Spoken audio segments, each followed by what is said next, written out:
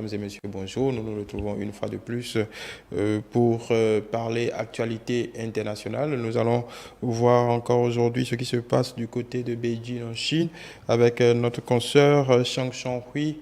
Bonjour, Bonjour. comment allez-vous? Oui, je vais bien. Je suis à Pékin, mais je suis à un événement qui se déroule en ce moment en Ouzbékistan, qui est quand même très loin, qui ne se déroule pas en Chine. Oui. Puisque c'est la Chine qui organise cet événement, qui est un peu à l'initiative de cet événement, je suis de loin de Pékin. Voilà, j'ai cru comprendre qu'on va parler aujourd'hui de ce dont vous parlez exactement, de la réunion de la Shanghai Cooperation Organization qui Mm. débute, ce sommet qui débute aujourd'hui. Alors, vous allez peut-être nous dire hein, ce qu'il en est exactement de cette organisation, Mm. peut-être l'historique et quels sont les pays que ça regroupe et quelle en est l'utilité exacte. Hein. D'accord. Alors, en effet, il s'agit de la 22e réunion du Conseil des chefs d'État de l'Organisation de coopération de Shanghai. Et donc, le président chinois se déplace pour participer à la réunion sur place. Et cette année, en fait, c'est dans la ville de Samarcande que ça se déroule. Eh bien, c'est une ville en Ouzbékistan, une ville orientale, mythique peut-être pour la plupart du monde. Et cette visite de l'activité très importante, puisque c'est l'activité diplomatique la plus importante du chef de l'État que la Chine avant le 20e congrès national du Parti communiste chinois qui est prévu pour le 16 octobre. Donc en effet, ceci reflète pleinement la grande importance que la Chine attache à l'Organisation de coopération de Shanghai et aussi à la relation bilatérale entre la Chine, le Kazakhstan, entre la Chine et l'Ouzbékistan, aussi avec bien d'autres pays, puisque quand on parle de cette organisation, on parle aussi de 8 pays membres. Quels sont ces 8 pays? Il y a la Chine, la Russie, le Kazakhstan, le Kirghizistan, l'Ouzbékistan et le Tadjikistan. Et après, en 2017, on compte encore l'Inde et puis l'Afghanistan, donc ça fait 8 pays au total.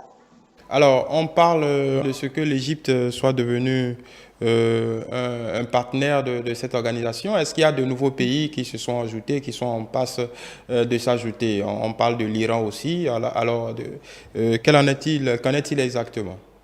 Alors, quand on parle de l'Iran, quand on parle de l'Égypte, effectivement, la porte elle est ouverte. Hein. C'est-à-dire que pour l'organisation, aujourd'hui, selon le secrétaire de l'organisation, ils ont déjà reçu pas mal de demandes venant de différents pays, surtout en ce qui concerne par exemple l'Égypte, concernant des pays africains. Donc, nous allons suivre ces 2 jours de réunion. Pourquoi? Parce que cette année, puisque c'est une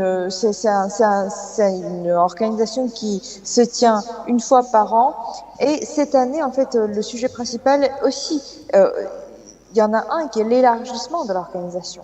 Donc, finalement, quel pays sera accepté dans l'organisation? Ça sera une grande question à avoir. Mais après, je veux dire, aujourd'hui, rien que pour ces 8 pays membres, on constate quoi? Qu'est-ce qu'on constate? On constate, c'est que pour ces 8 pays membres, aujourd'hui, ils représentent à peu près un quart du PIB mondial et au niveau de la population, ça représente à peu près 40% de la population mondiale. Donc, en fait, pour vous donner une idée que ces pays membres, ça reste très important parce que il y a la Russie, la Chine et l'Inde, c'est déjà les 3 pays très peuplés dans le monde entier, aussi les 3 puissances avec le Kirghizistan, Kazakhstan, l'Ouzbékistan et le Tadjikistan. Donc en fait, l'idée de cette organisation, au départ, c'est la paix régionale, c'est le développement économique régional, surtout comme si vous allez regarder la position de ces pays sur une carte mondiale, vous allez voir en fait c'est surtout sur l'économie, la coopération économique, la paix régionale asiatique. Donc, il se peut que un jour qu'il y a d'autres pays asiatiques ou d'autres pays africains qui vont donc joindre cette organisation. Voilà, alors par rapport à ce sommet qui s'ouvre aujourd'hui en Ouzbékistan, quels en sont les objectifs? Alors, on sait que ce sommet s'ouvre dans un contexte géopolitique particulier. Alors, très concrètement, c'est tous ces chefs d'État qui se réunissent aujourd'hui, à partir d'aujourd'hui, se réunissent pourquoi très exactement? Quels sont les tenants et les aboutissants de ce sommet? Eh bien, les grandes questions internationales et régionales, par exemple, aujourd'hui, surtout plus que jamais, la sécurité énergétique, la sécurité céréalière. Donc, ce sont les deux principaux sujets aujourd'hui dans le fond de ce conflit entre l'Ukraine et la Russie. Aussi, avec ce qui se passe en ce moment avec l'inflation, une inflation à l'échelle mondiale. D'un point de vue économique. Donc en fait, tous ces échanges, ça devient cruciaux. Les décisions qui vont être prises durant cette réunion, ça va être crucial pour le développement régional de la Chine et aussi pour le développement régional de l'Asie de l'Est. Voilà. Et pour et pour la finalité déjà de cette réunion, ou du moins, peut-être qu'on va attendre la fin de la réunion pour en savoir les grandes conclusions. Oui, ce sera préférable d'attendre la fin de la réunion, mais pour l'instant, ce que je sais, c'est que déjà, il y a donc la réunion qui se déroule et après, à côté, il y a aussi les rencontres des dirigeants, les rencontres des dirigeants entre de différents présidents de ces pays, les rencontres bilatérales, ces rencontres multilatérales.